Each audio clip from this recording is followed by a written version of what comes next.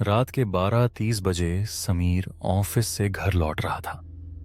उसका फ्लैट 13वीं मंजिल पर था और बिल्डिंग की लिफ्ट अक्सर अजीब हरकतें करती थी।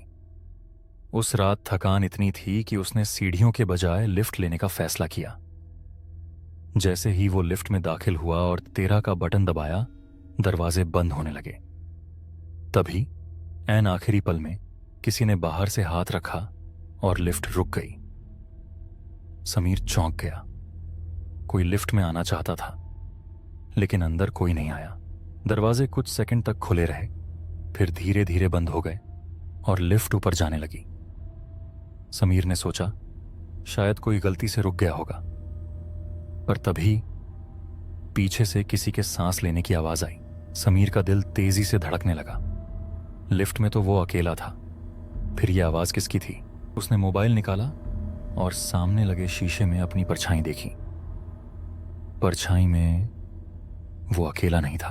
उसके ठीक पीछे एक साया खड़ा था।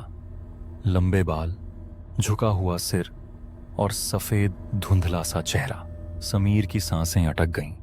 पसीने से तरबतर उसने कांपते हाथों से लिफ्ट का स्टॉप बटन दबाया, पर वो काम ही नहीं कर रहा था।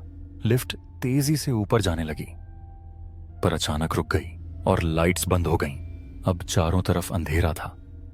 समीर हिल भी नहीं पा रहा था। तभी उसके ठीक कान के पास से किसी ने धीमे से फुसफुसाया, तू मेरी जगह पर खड़ा है।